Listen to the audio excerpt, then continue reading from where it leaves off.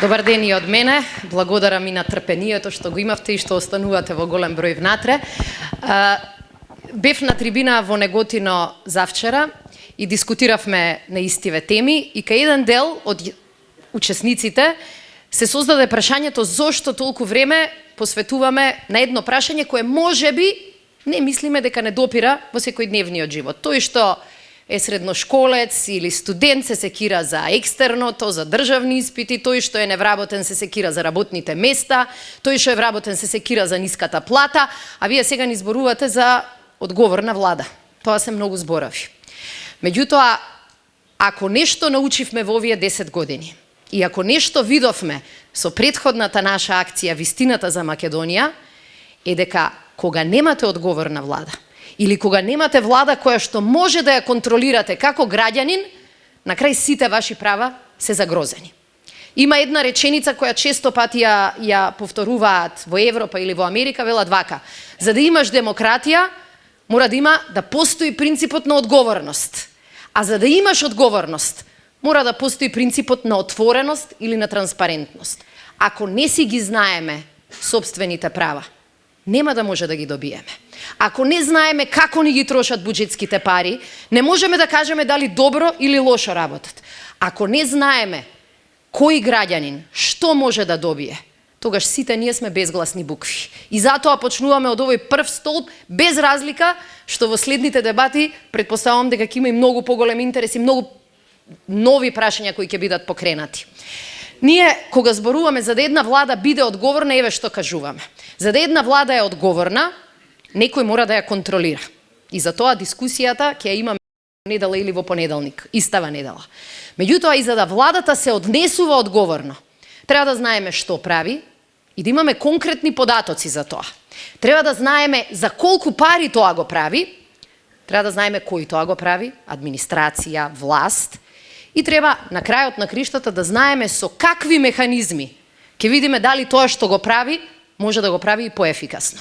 И затоа на неколку теми денеска сакаме да кажеме збор или два, како да дојдеме до отворена влада, како таа влада да ја направиме отчетна пред граѓаните, пред општеството, како да го контролираме трошењето на буџетските пари, како власта да се збогува со својот комодитет и кои се тие луѓе кои што можат све ова да го спроведат, каква администрација, какви носители на политички функции.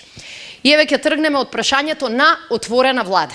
Чи денеска е срамота, 21 век стопати тоа го повторуваме, ние не знаеме во оваа држава колку луѓе живеат. И ќе се оправда владата, немаме попис. Не знаеме колку луѓе работат во администрацијата. Владата ќе се оправда со лажни бројки. Не знаеме колку е точниот долг на државата. Не знаеме колку долгови се скриени по фиоките. Ако овие податоци, кои што треба да бидат на располагање на секој граѓанин, продолжат да се кријат, не можеме да имаме одговорна власт. И сега ќе ви кажам неколку податоци, не ги има во презентацијата. 5 години дискутираме на тема отворена влада, актуелната власт потпиша се и се што. Например, членови сме на ова што се вели партнерство за отворена влада. Членови сме. И согласно таа платформа, законите пред да се усвојат во парламент, мора да се објават, мора консултации да си прават. Податоците, бројките се поразителни. Пред 1,5 година, последната анализа која што е правена, е дека половина од законите кои доаѓаат на дневен ред во собрание, никогаш претходно не се објавени. 47% од тие што се објавени, нема време, според законот, за консултации со граѓани, со заинтересирани страни, невладени организации, синдикати, комори и така натаму. За сите закони кои владата ги дала да се коментираат, само за 15 закони добиле 28 коментари. И сега некој да ја предпоставувам од страна на власта ќе каже: видиш, граѓаните не се заинтересирани да направат нешто за својата иднина, да направат нешто за законите кои им влијаат. Не е така. Причината зошто граѓаните не го прават тоа е затоа што дигнале раце. Затоа што и тие закони што се ставени за консултација, 2/3 од министерствата не дале ни збор одговор. И тогаш граѓаните велат: ќе дигнам раце и да се трудам, ништо не се исплати. Бројката која за мене беше најшокантна е бројка која се однесува на 2015 каде што се дадени сите министерства и законите кои што ги предложиле. И кога прочитав дека Министерството за образование во овој период 21 закон дало да се менува или да се изгласа. Од тие 21 закони, 18 не биле ставени на никаква консултација. Пазете, образование. И не е случајно она што ја окупираше Македонија во последната година. Студенти протестираат, средношколци протестираат, наставници протестираат. Знаете зошто протестираат? Не заради политика. Протестираат заради тоа што чувствуваат дека никој не им дава шанса да каже еден збор, ни за, ни против. Клучните закони во овој сектор, еве ги. Закон за образование на возрастни, учебници за основно и средно, закон за наставници во основни и средни училишта, закон за научно-истражувачка дејност, за високо образование. Сите тие закони Министерството не ги дало ниту на елементарна дебата. Овдека завршува цела она приказна или лага за тоа дека има шанси да се консултира граѓанскиот сектор. Со вакво владење, со вакви закони, со вакво непочитување на законите, нема шанси. И ние сега превземаме обврска за да добиеме отворена влада. Прво мора да го измениме пристапот до информации. Овдека има уште неколкумина новинари, знаат колку е тешко, пратеници исто така, активисти по невладини организации, знаете колку е тешко да тргнете по лавиринтите и да дознаете обичен податок. Од кој носи дипломатски пасош до колку закони ни влијаат на секојдневното работење. Сметаме дека законот мора да се промени за две работи. Прво, мора да го скратиме времето во кој институциите ќе бидат обврзани да одговорат. Во Македонија се долги 30 дена. Ќе го преполовиме тој број на денови и ќе личиме на некои држави како Хрватска, Латвија, Србија, кои што го кратат времето додека ние го шириме бесконечно. И не само тоа. Мора да се знае кој носи одговорност ако одговори не бидат дадени. Јас лично се сеќавам на 10 барања за согласно законот за пристап до информации, во кој до ден денеска немам одговор на прашањето. Можам да замислам што се случува со илјадници други барања на граѓаните кои што се борат да си ги остварат своите права. Тоа ќе го промениме. Ќе воведеме принцип на така наречена активна транспарентност. Знам дека звучи малку технички. Што значи тоа? Тоа значи дека нема да ги тераме граѓаните се да бараат. Ми треба програма за социјална поддршка, ајде пратете ми. Не, институциите точно ќе бидат задолжени сите податоци кои можат да ги објават и секој до него моментално да пристапува. Јас сваќам дека ова денеска изгледа невозможна мисија. Зошто? Заради тоа што дека зборуваме за отворена влада и за транспарентност, нам ни се случува закон кој се уште прашање е на моментот кога ќе биде повлечен, ама поддржан од две партии во парламентот, да зашмират граѓаните и на целата вистина за она што се случувало. Каква транспарентност, каква отвореност. Меѓутоа, изгледа денеска невозможно. Ние велиме дека тоа не само што е возможно, туку дека можеме брзо да го реализираме и можеме да го превземеме како наша обврска. Затоа велиме, во законот стои дека граѓански организации, комори, синдикати ќе бидат вклучени во задолжителни консултации. Ние до сега сме виделе само обид да се глуми консултација, во која ќе собере власта 10 истомисленици, ќе удрат еден аплауз, поминува законот. За клучните закони кои ќе влијаат на Македонија во следните 20, 30, 100 години, никаква консултација. Тоа ќе го регулираме со закон, но и ќе покажеме политичка волја дека тоа не е прашање кое министерот може да си го избере како му е драго. Ако сакам да се консултирам, ќе се консултирам. Ако не, никој нема да ми постави прашање. Како да ја направиме владата поотчетна? Денеска во Македонското собрание, ако сакате да поставувате пратенички прашања, ќе чекате еднаш во месецот, ќе доцнат седниците 1 час и ќе се гледа ако може и да нема прашања што не се нарачани. Тоа ќе го промениме. Нема бегање ни за следниот премиер, ни за следните министри. Секоја недела ќе има седница посветена на пратенички прашања. Сите оние луѓе кои што носат одговорни функции да сватат дека од дебата нема бегање. Ќе вратиме дебатата и на медиумите. Тоа што стана забранет невиден збор. Дебата на македонската радиотелевизија која треба да игра улогата на вистински јавен сервис со опозицијата. Ако сакаш да бидеш министар, Не е прашање сакам или не икам дебата. Мора да се носиш со дебатата. Ако знам дека сум во право, лесно ми е да дојдам на дебата. Фактот дека актуелната власт нигде ја нема по дебати покажува дека знаат дека веќе немаат аргументи во раците. И знаат дека немаат одговор на клучните прашања.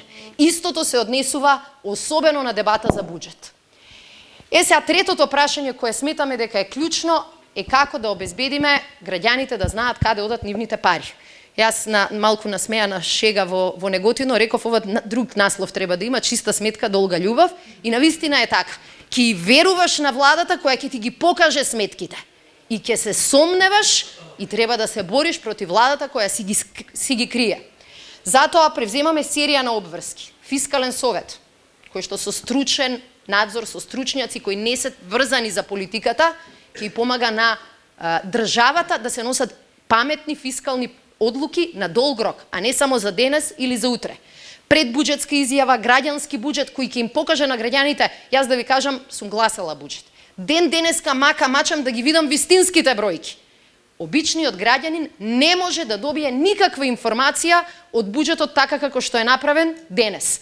Ќе отворите, ќе прашате, каде е овдека градинката за тоа? А, овде е. Ма не пишува. Во програмата ни е.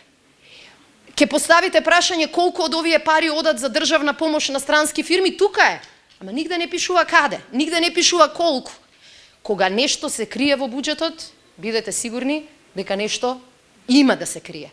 Заради тоа превземаме обврска секој од државните институции на интернет да си објавува колку пари потрошил, колку обврски презел, колку сметки платил и на кого. Денеска голема зборуваше Драган за сите нееднаквости. Имате нееднаквости во приватниот сектор. Имате фирми на кои работите пред време им се плаќаат, имате фирми кои отпуштија луѓе и прогласија банкрот затоа што владата не им ги плаќа долговите. Ако сте граѓанин и не платите сметка за струја, што ќе ви се случи? Ќе бегате, на крај извршител ќе ви земе по 2 или по 3 пати поголема сума. И ако сте држава, нема извршител, нема суд, нема заштита. Тоа мора да го промениме. Завршни сметки на сите буџетски корисници, завршни сметки на јавни предпријатија. Председателот на Државната комисија за спречување на корупција. Да, тоа е тој човек што никој веќе во Македонија не го знае, бидејќи комисијата практично и да не постои, ќе биде на предлог на најголемата опозицијска партија. Зошто? Заради контрола и отчетност. Па нека мислат и министри, и директори да знаат дека нема заштита од страна на антикорупцијската комисија.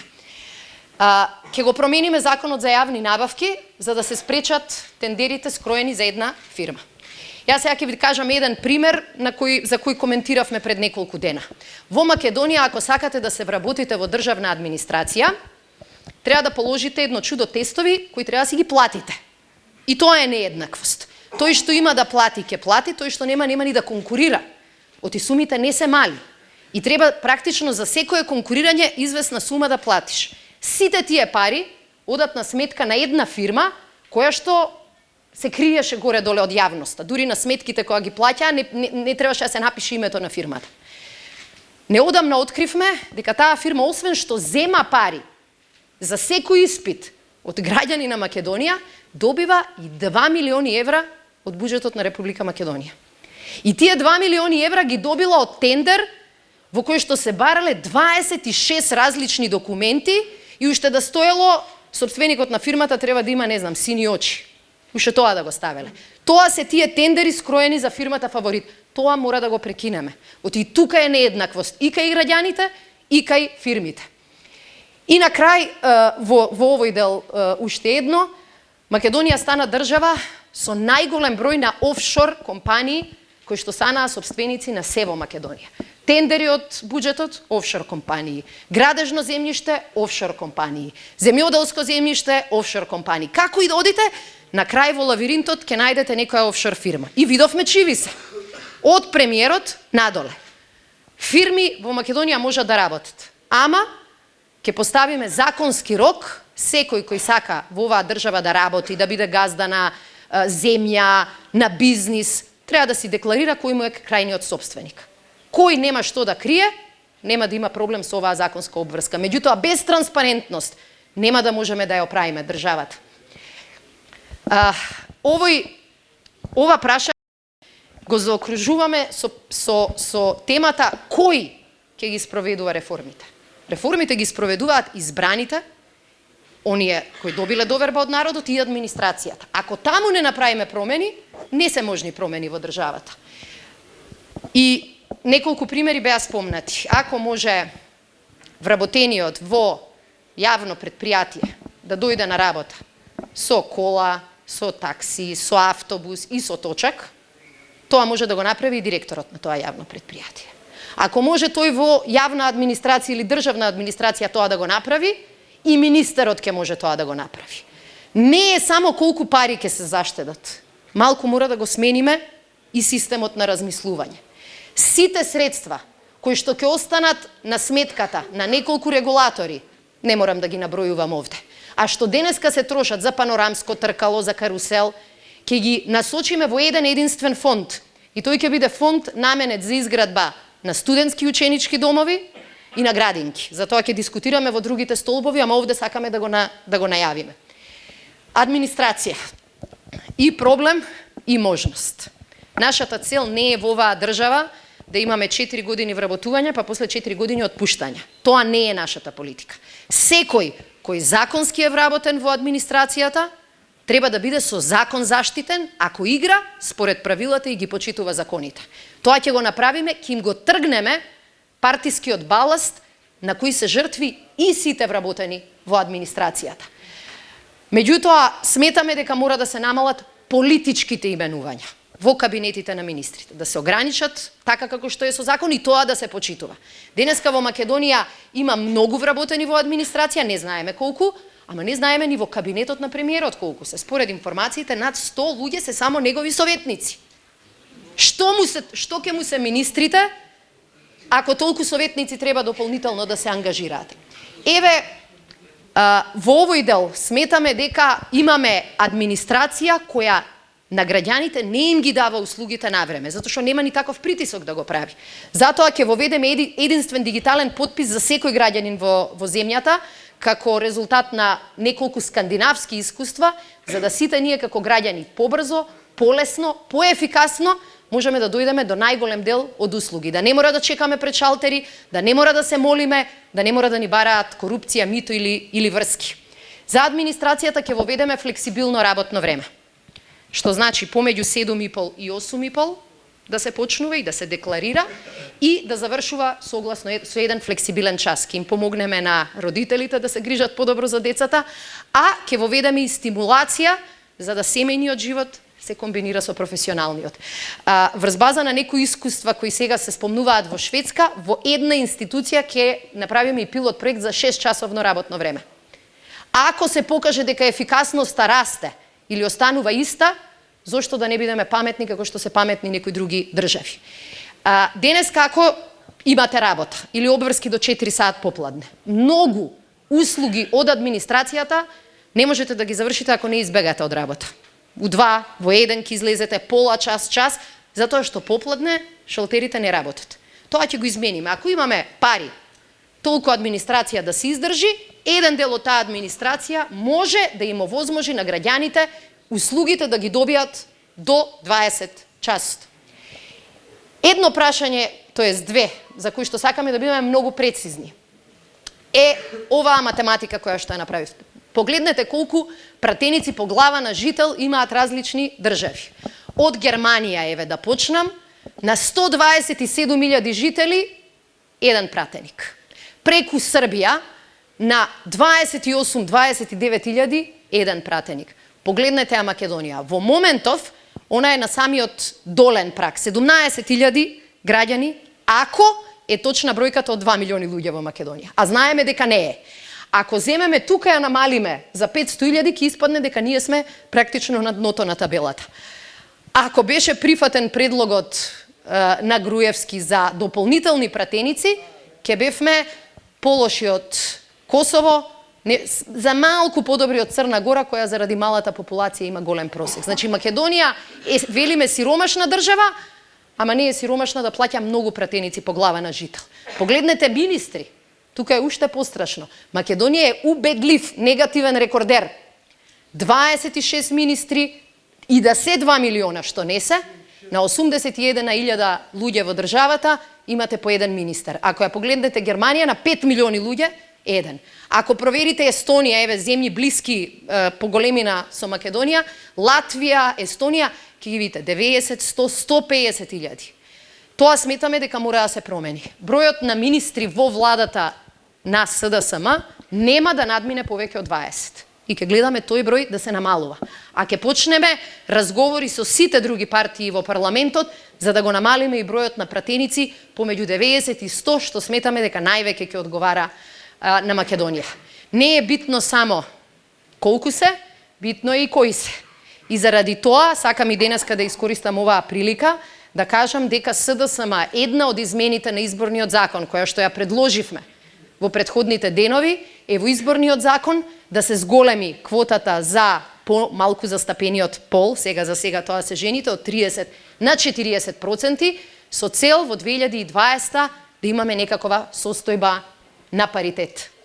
Сметаме дека ако се обидеме да дадеме одговор на овие прашања, како да бидеме поотворени, како да бидеме поотчетни, како да покажеме дека парите се трошат за највистинските, за најпозитивните намери, дека само така ќе дојдеме до одговорна власт. А само одговорна власт може да ја врати демократијата во Македонија и може да обезбеди поголема средна класа. Ви благодарам.